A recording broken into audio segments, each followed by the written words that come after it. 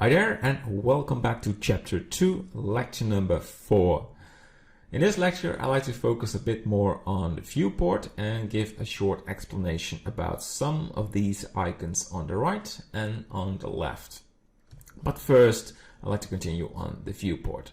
So I explained that left mouse click is for selecting, scroll wheel is to scroll around or zooming or sliding or zooming in. You can see my button combination on what to do, but there is something else to work in 3D space, and that is the front, top, and rear view.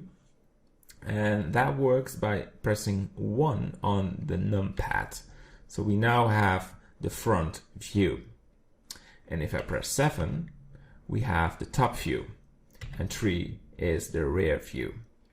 And you do not have to try to get this view by pressing the scroll wheel. You are directly in this mode by using the numpad. You will use this a lot, I can tell you that. So it's a nice tool.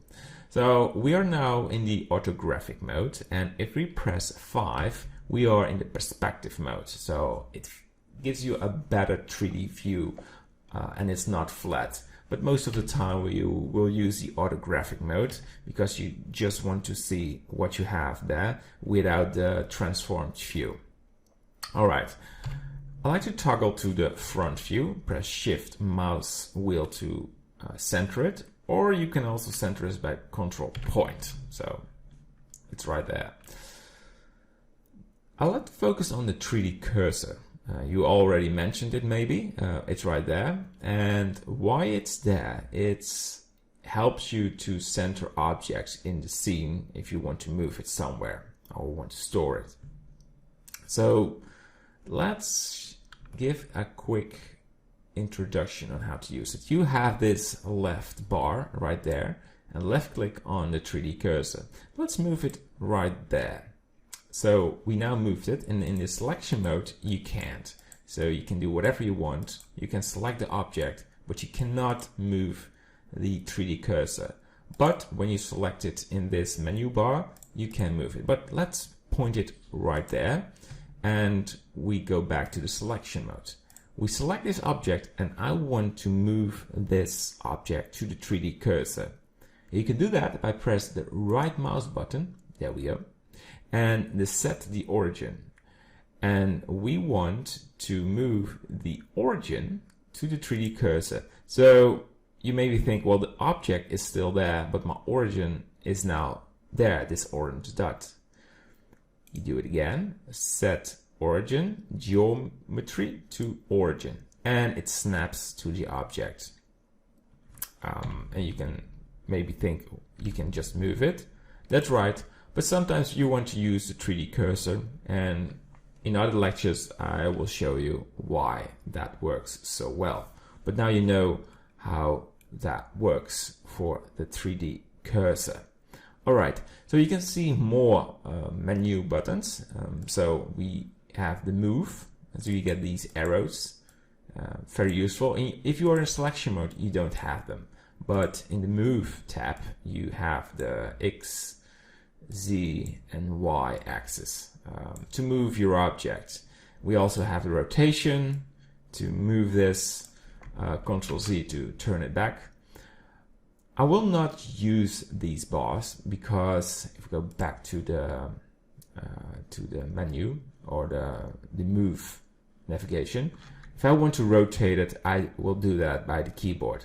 So let's go to the front view and press R, and we rotate this object. And if we want to rotate it in a different direction, R, Y, R, X, R, Z. So for me, this workflow works better, but it's up to you. If you are used to icons, or let's say if you want to use this view, you are good to go. It's just a workflow I am used to. So yeah. It's up to you. So I will use that one. So if we go to the edit mode, we get much more icons, many more icons. And it's the same thing. It's for have sort of quick tools, but I prefer to do that with short keys. And in this lecture, we will not do that. I just want to show you that there is a menu bar on the left, and you can do a lot of things, but it's not time for that right now. I just want to say it's there. There's a menu bar. All right. On the other side, we have the menu bar, and we can toggle between all sort of menu bars. And I like to start with the render tab. So we select it, and you can see the Eevee render engine is selected by default. And down here are all the settings. I will not explain the Eevee engine in this lecture, but you can also switch between the workbench and cycles. Each engine will have a separated lecture to be explained, but not for now. So these settings are all for the Eevee render engine. Then we have the output bar or menu, and you can change the dimension of your render or your video. We will use that a lot in this course. All right, and then we have the World tab. The World tab is for the lighting in the scene. You can input your ATRIs or just use the default color, sky color right there, whatever you want. It's for lighting the scene. Then we have the object properties. So it's the scale, it stores the scaling, the way the cube is visible in the scene. For example, right now it's solid. If you want to just see the bounce or the wire, you can change that. I like to keep it textured, but there are sometimes reasons to change the way it's visible in the scene. So we have the Modify tab, and if we click it, you have a lot of options. And I will not go into this right now. I just want to say there is a Modify tab, and it has all sort of options to work with. It's stored right there. And modifiers makes modeling sometimes quicker, or you can have specific reasons for using a modifier. But we will get that soon, so I can explain it. We have the particle system, very important. For example, I use particles for making grass, so we make strands, and with the particle system we can make a nice grass landscape. Very useful. And then there is the object data, and object data stores what it already says. It stores all the info from an object. So for example, if you make a terrain for grass, you can decide where you want to have a lot of grass or less grass, and you use weight painting or vertex painting, and all this sort of data is stored in the object data.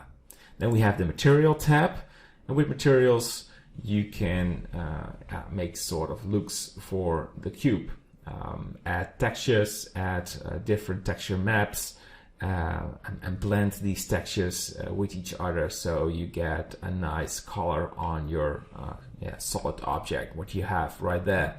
And we have the texture tab, so you can edit the texture you have in the scene. So it maybe doesn't make any sense to you because it's only information, but I'm just telling you where this tab is and where it's used for. So each tab will be covered in detail in this course. Don't be afraid, but it makes no sense to explain everything in just a quick overview. It's very important that you know that this course is to get you into Blender and not confusing you. And I just pick the most important things what I use in my tool set, and that way I try to help you for working with Blender. All right, that's it for this lecture, and I hope to see you in the next one. Of course I will see you there. So we'll continue working with Blender. All right, bye bye.